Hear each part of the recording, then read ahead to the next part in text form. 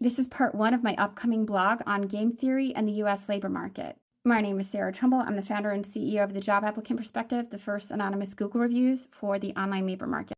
Why it's mathematically impossible for this online labor market to work as it currently operates. Introduction, a system that should work but doesn't. We've already looked at the labor market through multiple lenses. The human experience, job seekers ghosted 100 times, small business owners drowning in resumes, and recruiters burning out in broken funnels. The labor market theory, a dive bar singer of economics, spins a tale of market gravity and what causes online markets to function like good bridges between two actors, and what causes them to collapse. The sociological and theological, discussing the obedience economy and the emotional ripples of the obedience, as well as Bonhoeffer's perspective collapse, where institutions lose coherence when they can no longer see multiple frames at once. Now let's flip again to mathematics. In general, I do nothing but flip frames of reference whenever you're in a system that requires you to only look at it from this angle. Yeah, that's coercion. Because hiring isn't just human, it's a designed mathematical system. Every major hiring platform, LinkedIn, Indeed, ATS vendors, relies on disciplines that sit directly on top of game theory.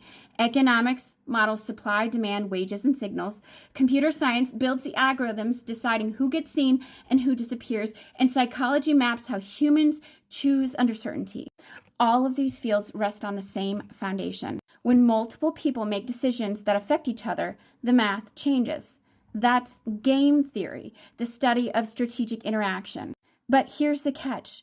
Online hiring ignores almost everything game theory predicts about human behavior. Platforms claim to be efficient marketplaces, but they've stripped away the single most important input, how players perceive the game they're playing. And that's where everything breaks. Setting the context, why now? This isn't an academic exercise. The cracks are visible everywhere. Employers complain of talent shortages while millions of qualified resumes get trapped in ATS black boxes. Job seekers apply to 500 plus roles, spending hundreds of hours and hear nothing back. Recruiters burn out chasing ghost candidates for ghost jobs, and policymakers cling to skills gap narratives while platforms quietly monetize churn. We've been told these are isolated frustrations. They aren't.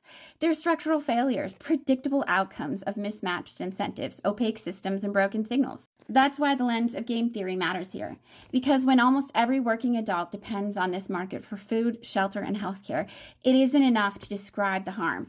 We need to map why the system behaves this way. Who this is for? This isn't a math lecture. This is for anyone stuck inside the broken game of the online labor market. Job seekers apply thousands of times, ghosted 950 times, wondering if it's them or the system. It's the system. Small business owners drowning in resumes while paying platforms to help. Recruiters managing burnout on both sides of the table, and policymakers relying on data that hides as much as it reveals.